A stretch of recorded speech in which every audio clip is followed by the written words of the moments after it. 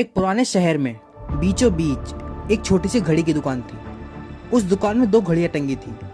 पहली घड़ी हमेशा 5 मिनट आगे रहती थी और दूसरी घड़ी हमेशा 5 मिनट पीछे। दोनों रोज एक दूसरे को देखती।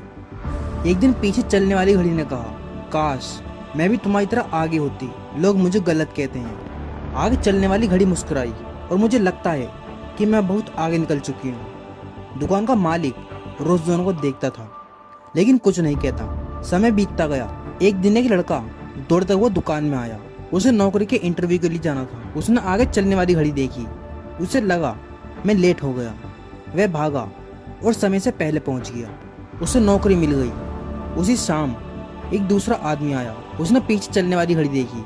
उसे लगा कि अभी तो बहुत समय है। वह आराम से चलता रहा और इंटरव्यू छूट गया। पीछे चलने वाली घड़ी रोने लगी, मेरी वजह से किसी का सपना टूट गया।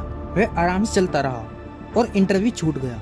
वह उदास होकर लौट आया। पीछे चलने वाली घड़ी रोने लगी, मेरी वजह से किसी का सपना टूट गया। आगे वाली घड़ी बोली, मेरी वजह से किसी की जिंदगी बन गई। दुकान का मालिक पहली बार बोला।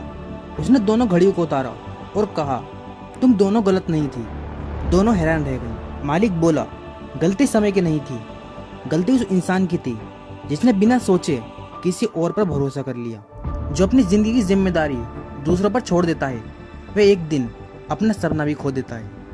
कुछ दिन बाद मालिक ने दोनों घड़ियों को ठीक कर दिया, लेकिन दुकान के बाहर एक बोर्ड लगा दिया और उस पर लिखा था, समय कभी गलत नहीं होता, गलत हमारी आदतें होती हैं। और एक एंडिंग लाइन, जिंदगी में बहुत लोग मिलेंगे, कोई तुमसे आगे होगा और कोई तुमसे पीछे, लेकिन सबसे बड़ी गलती तब होती है जब तुम अपनी जिंदगी की रफ्तार दूसरों की घड़ी देखकर तय करने लगती हो। और याद रखो, हर इंसान का समय अलग होता है।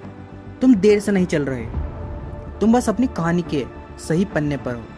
इसलिए तुलना मत करो, अपनी घड़ी देखो, अपना समय बनाओ।